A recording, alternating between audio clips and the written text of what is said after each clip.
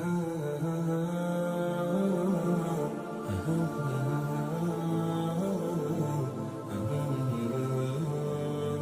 ہم اپنی سوسائٹی میں، اپنے معاشرے میں، اپنے ارد گرد کے ماحول میں دیکھیں تو برائیاں عام ہوتی جا رہی ہیں، اور ایک بڑی وجہ یہ بھی ہے کہ خود نماز پڑھتے ہیں مگر دوسروں کو نمازی بنانے کی تمنا ہمارے اندر سے ختم ہو چکی ہے۔ ہم خود اگر نیک کام کرتے ہیں لیکن دوسرے کو اس کی دعوت دینے کی تمنا جو ہے وہ ہمارے اندر سے ختم ہو چکی ہے۔ خود تلاوت کرتے ہیں، مثلا بعض گھروں میں ایسا ہوتا ہے کہ بندہ خود تو قرآن مجید فرقان حمید کی تلاوت کرتا ہے لیکن اپنے گھر والوں کو دعوت نہیں دیتا، بچوں کو قرآن کی طرف تلاوت کی دعوت نہیں دیتا، خود نماز پڑھنے آگے اپنے بچوں کو نماز کے لیے نہیں لے کر آتا۔ تو ہمارے اندر سے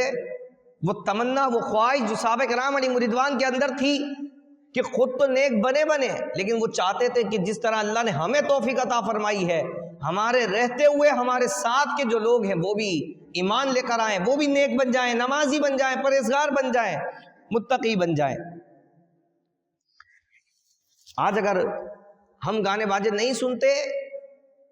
تو ہم یہ پرواہ بھی نہیں کرتے کہ دوسرا سن رہا ہے تو ہم اسے روکیں، اسے بھی سمجھائیں، اسے بھی بتائیں۔ ہر بندہ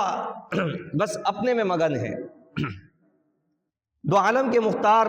مدینے کے تاجدار صلی اللہ تعالی علیہ وسلم کا فرمان عالی شان ہے، حدود اللہ پھیلانے یعنی خدائی احکام کے خلاف ورزی کرنے والوں اور اس معاملے میں مداحنت کا شکار ہونے یعنی طاقت کے باوجود برائی سے منع نہ کرنے والوں کی مثال یوں ہے کہ کچھ لوگ ہیں وہ کشتی پر سوار ہیں۔ اب کشتی دو منزلہ ہے، نیچے بھی لوگ سوار ہیں، اوپر بھی لوگ سوار ہیں، اور نیچے جو کشتی میں لوگ سوار ہیں مثلا اگر ان کے پاس پانی نہیں ہے اور انہیں پانی کی ضرورت ہو، پیاس لگ جائے یا پانی کی حاجت آ گئی، اب وہ اوپر والے سے پانی مانگتے ہیں اور وہ نہیں دے رہے۔ اب وہ بندان جو نیچے کشتی میں موجود ہے وہ سوراخ کرنا شروع کر دے کہ میں کشتی میں سوراخ کروں گا اور یہاں سے پانی حاصل کر لوں گا،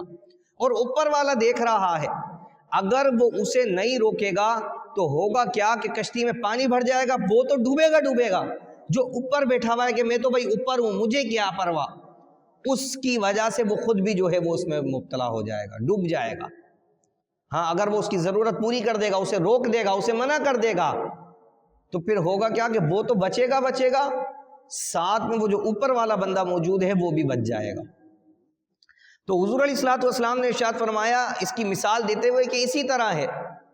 کہ جو بندہ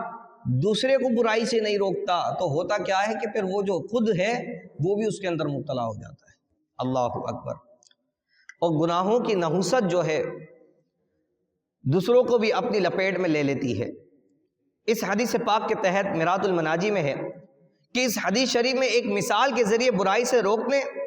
اور نیکی کا حکم دینے کی اہمیت کو واضح کیا گیا ہے، اور بتایا گیا کہ اگر سمجھ کر امر بالمعروف ونہی عن المنکر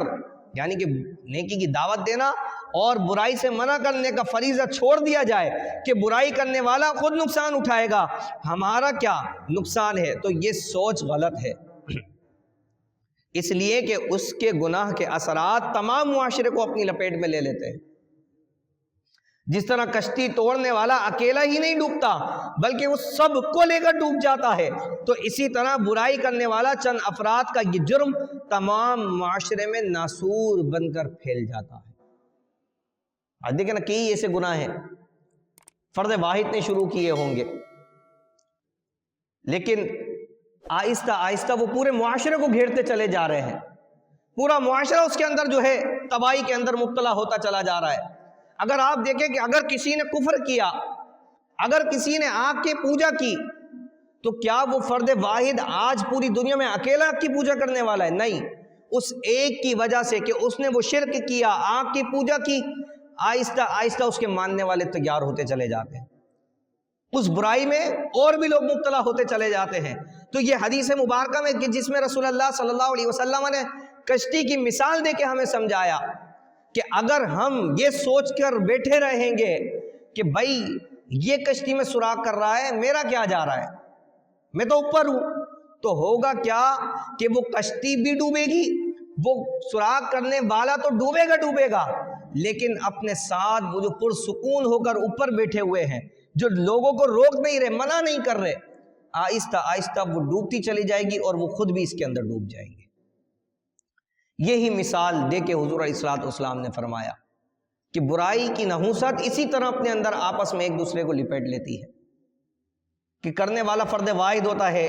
یا چند لوگوں کا مجموعہ ہوتا ہے، لیکن وہ جب اس برائی کو کرنا شروع کرتے ہیں اور وہ برائی تیزی کے ساتھ پھیلتی چلے جاتی ہے، پھر خود نہیں تو آنے والی نسلیں ہماری اس کے اندر مبتلا ہو جاتی ہیں۔ گانے باجے بے طرح کے جو ہے وہ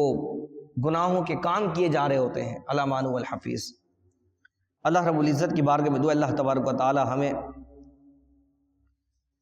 تمام تر گناہوں سے بچنے کی توفیق عطا فرمائے۔